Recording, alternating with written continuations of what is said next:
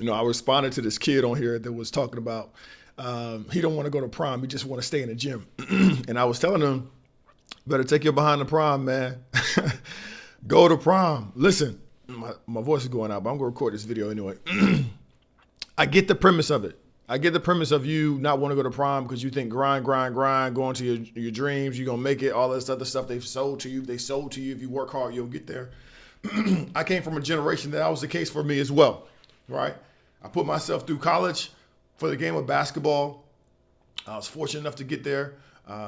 Special ed kid, failed sixth grade, wasn't supposed to make it to college. Basketball is the only reason I made it. So I get the whole idea of just I'm going to focus on your sport.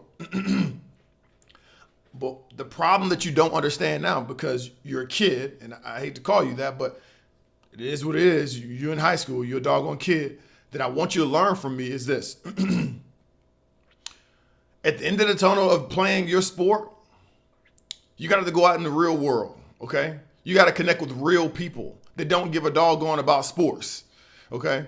And the reason that a lot of these individuals have a hard time transitioning into their careers after sport is because they've never practiced it.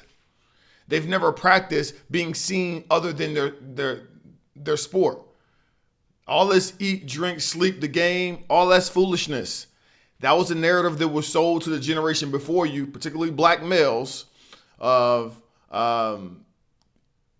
just selling your soul to the game and then you'll get all the riches afterwards. Wake up, man. It's a new day. This is a new day. You're looking at an old playbook. I just saw Kevin Durant bragging about how much weed that he smokes. And that's one of the perennial basketball players of his time.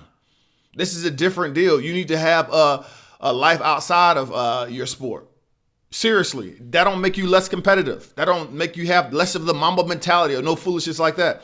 You got NBA players that get more geeked up about their podcast than they do on game day. People have lives outside of their game. You need to get that in your mind. You see the general the generation that came before you. We didn't know all these players were doing all these things outside of their sport. They did a great job because there was no podcast, because there was no YouTube, because there was no social media.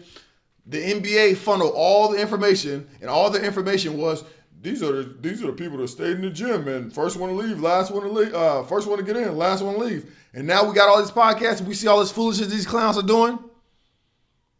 Now you see what it is.